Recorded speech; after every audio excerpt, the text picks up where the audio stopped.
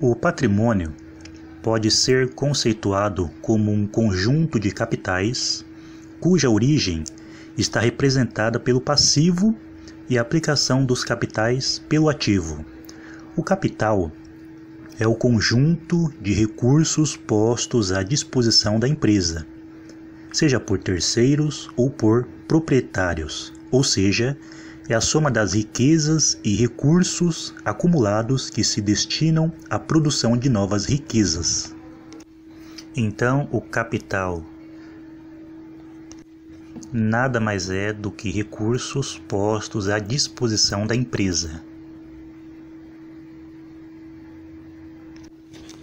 Capital social ou capital integralizado é o investimento inicial feito pelos proprietários da empresa e correspondente ao patrimônio líquido inicial. Ele só será alterado quando for realizado investimentos adicionais, tipo aumento de capital ou uma diminuição de capital. Então, o montante inicial investido pelos sócios é chamado de capital social ou capital integralizado. Capital próprio constitui a riqueza líquida à disposição dos proprietários. É a soma do capital social, suas variações, os lucros e as reservas, ou seja, é aquele que se originou da própria atividade econômica da entidade, como lucros, reservas de capital e reservas de lucros. Equivale ao patrimônio líquido ou situação líquida. Capital próprio é nada além da diferença de tudo que a empresa possui, que é chamado de capital ativo, e o que ela deve, que é chamado de capital passivo, para terceiros, ou seja, é o líquido patrimonial existente na empresa.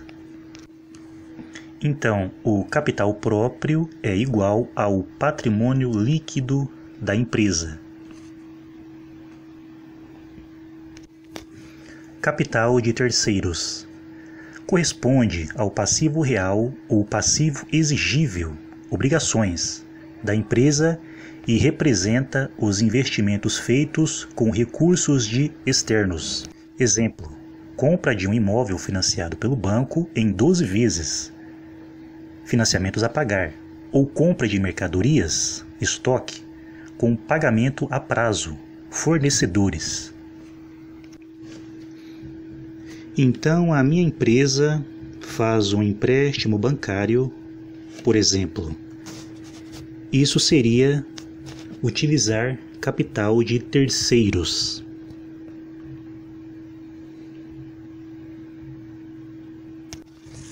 Capital total à disposição da entidade. Corresponde à soma do passivo mais patrimônio líquido da empresa e representa o total dos recursos utilizados no financiamento das atividades. Passivo total. Então, o capital social mais o capital de terceiros forma o capital total à disposição da entidade. Capital integralizado e capital a integralizar.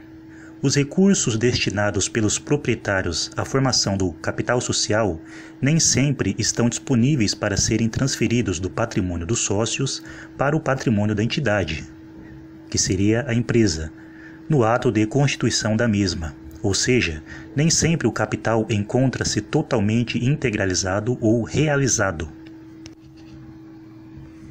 Quando um sócio se compromete formalmente, mediante contrato social, a entregar certa importância para compor o capital social da entidade a qual pertence, em data futura, embora subscrita, aquela parcela do capital correspondente aos recursos não entregues encontra-se a integralizar ou a realizar.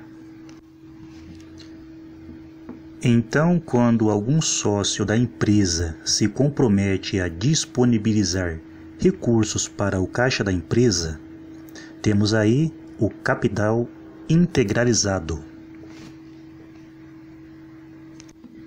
Capital autorizado O capital próprio de sociedades anônimas de capital aberto, que negociam suas ações em bolsa ou balcão, a partir da Lei nº 6.404 de 1976, chamada Lei das Sociedades Anônimas, foi instituído como capital autorizado.